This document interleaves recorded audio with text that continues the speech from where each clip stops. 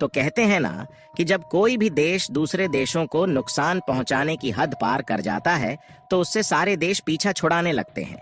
और आज वही हाल चीन का हो चुका है, जिससे दुनिया के ज्यादातर देश पीछा छुड़ाना चाहते हैं। और इसी बीच एक ऐसा किरदार सामने आ रहा है जो कि चीन की तरफ देखना भी नहीं चाहता, और उसके बजाय यह देश भारत को एक अपॉर्चुनिटी की तौर पर देख रहे हैं और भारत के लिए सब कुछ करने के लिए तैयार है, जिससे भारत के साथ उनके संबंध और मजबूत हो सके।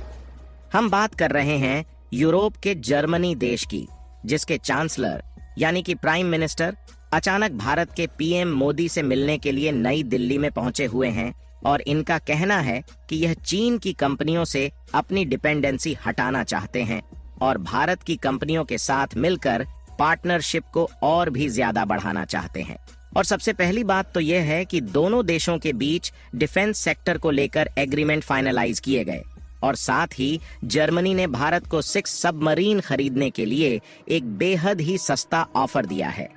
जिसके लिए भारत पिछले कुछ सालों से कई देशों में मौका तलाश रहा है। लेकिन हैरानी की बात यह है कि यह वही जर्मनी है जो कि पिछले कई सालों से यूरोपीय देशों के हथियार को भारत तक पहुंचने से रोका था और भारत पर कई प्रतिबंध लगाए थे। लेकिन समय ने पलटा खाया और जर्मनी खुद भारत में आकर अपनी रक्षा सहयोग में भारत को सबसे खास दर्जा दे रहा है, जिसके लिए जर्मनी कानूनी व्यवस्थाओं को भी नजरअंदाज करने के लिए तैयार है। पूरी डेवलपमेंट क्या है इस वीडियो में समझते हैं, लेकिन आगे बढ़ने से पहले भारत के खातिर जर्मनी सारे प्रोटोकॉल तोड़ने के लिए तैयार है। उसके लिए वीडियो को एक लाइक करके चैनल को सब्सक्राइब जरूर कर लीजिए, क्योंकि आपके लिए यह 1 सेकंड का काम है, लेकिन इससे हमारी काफी बड़ी मदद होती है। असल में देखा जाए तो जिस तरीके से ज्योतिषी को ज्यादातर लोग ढोंगी बताते हैं, लेकिन जब कभी धार्मिक और पौराणिक समस्या आती है तो वही लोग ज्योतिषी के पास पहुंचकर उसका उपाय ढूंढते हैं। और ठीक उसी तरीके से आज से कुछ साल पहले जो देश भारत को रोक रहे थे और भारत के द्वारा किए जा रहे कारनामों को गलत ठहरा रहे थे, अब वही देश भारत को उगते हुए सूरज की तरह देख रहे हैं।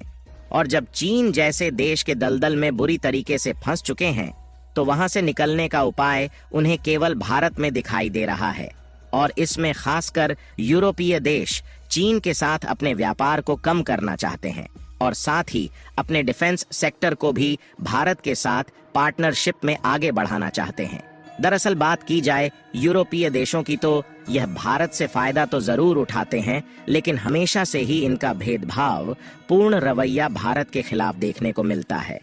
और खासकर यूरोप के जर्मनी देश ने साल 2024 के ही फरवरी महीने में भारत को एक बहुत बड़ा धोखा दिया, क्योंकि डीआरडीओ जो अर्जुन मार्क 1A टैंक्स का प्रोडक्शन कर रही थी, और ये टैंक्स इतने ज्यादा ताकतवर थे कि इसके आगे अमेरिका और रशियन टैंक्स कुछ भी नहीं है। लेकिन इसमें जो इंजन का इस्तेमाल होना था उसे हम लोगों ने जर्मनी को ऑर्डर दिया था, क्योंकि इसके पहले भी भारत में जो लाइट कॉम्बैट टैंक्स बनाए जा रहे थे उसके इंजन की सप्लाई हम लोग जर्मनी से ले रहे थे। और जर्मन इंजन की क्वालिटी अच्छी होने के कारण हमने इन टैंक्स के इंजन का भी ऑर्डर जर्मनी को दिया था और जर्मनी ने इसका ऑर्डर स्वीकार भी किया था। लेकिन जब बात आई अर्जुन टैंक्स में इस्तेमाल होने वाले इंजन की सप्लाई करने की, तो इन्होंने ऑफिशियली भारत को सीधे तौर पर मना कर दिया और कहा कि हम कम से कम अगले 4 सालों तक आपको इंजन की सप्लाई नहीं दे पाएंगे।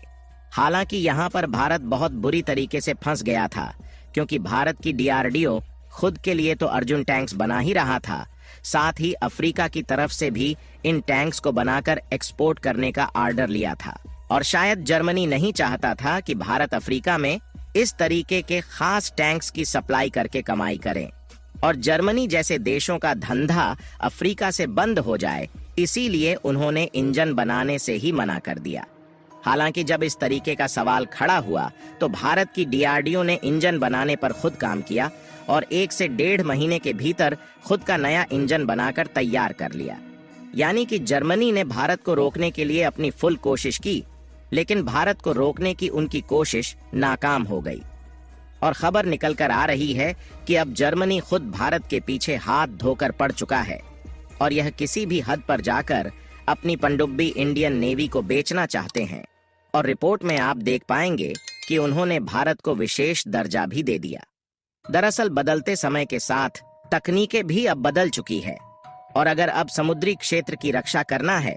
तो आज के समय में युद्धपोत और एयरक्राफ्ट कैरियर के साथ साथ सबसे उपयोगी हथियार पनडुब्बी यानी कि सबमरीन बन चुकी है,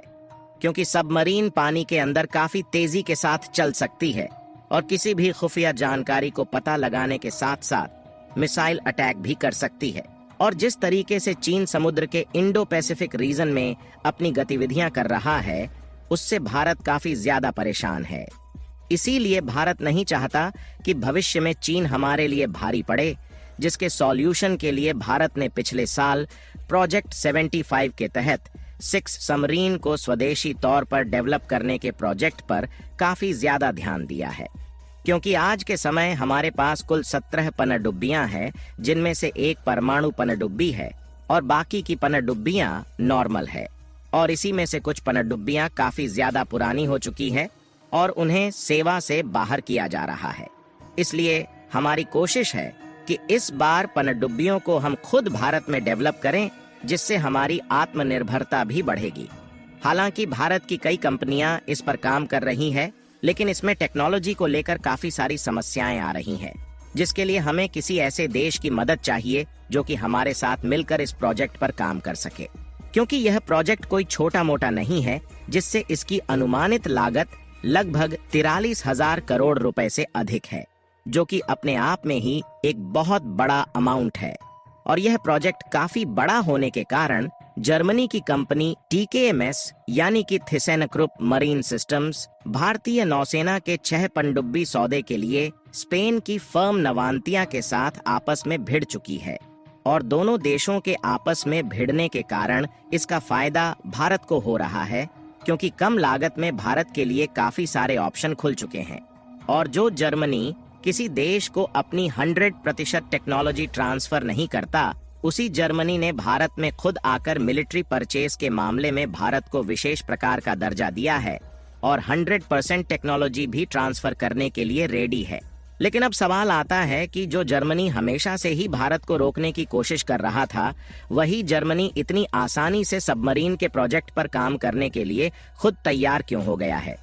तो इसका सबसे बड़ा कारण है जर्मनी को भारत की जरूरत है, क्योंकि जर्मनी की चीन पर निर्भरता काफी ज्यादा है। इसलिए जर्मनी ने महसूस किया है कि कई महत्वपूर्ण औद्योगिक सेक्टर में, जैसे कि इलेक्ट्रॉनिक्स, दवाइयां और रिन्यूएबल एनर्जी के लिए आवश्यक क्रिटिकल मिनरल्स में उसकी चीन पर अत्यधिक निर्भरता है और इसी मजबूरी का फायदा चीन बीच बीच में उठाता रहता है और जर्मनी को काफी बार समय से सप्लाई भी नहीं मिल पाती। इसीलिए जर्मनी ने जो चीन में इन्वेस्टमेंट किया है, इसका फायदा जर्मनी को नहीं मिल पा रहा है, जिसके कारण वह अपने व्यापार को भारत के साथ शिफ्ट करना चाहते हैं और डिफेंस सेक्टर में भी मिलकर काम करने के लिए तैयार है। इसीलिए जर्मनी भारत के साथ फ्री ट्रेड एग्रीमेंट की साइन करना चाहता है और भारत के लिए भी यह एक तरीके से मुनाफे का सौदा है। फिलहाल आपको क्या लगता है कि जर्मनी के ऑफर को एक्सेप्ट करके सबमरीन डेवलपमेंट की डील फाइनलाइज करनी चाहिए या नहीं? अपनी राय कमेंट में जरूर बताएं।